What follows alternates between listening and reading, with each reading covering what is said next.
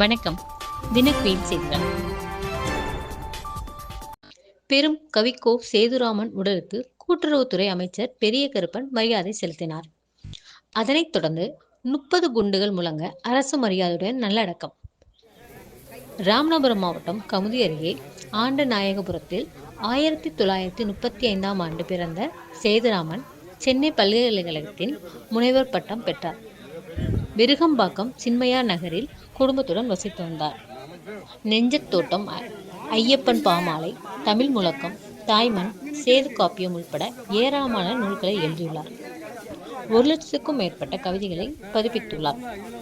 பன்னாட்டு தமிழர் மன்றத்தின் நிறுவனராக இருந்த இவருக்கு பெருங்கவிக்கோ, செந்தமிழ் கவிழ்மணி போன்ற பட்டங்கள் வழங்கப்பட்டுள்ளன. திருவள்ளுவர் விருது, கலைமாமணி விருது, சி. ப.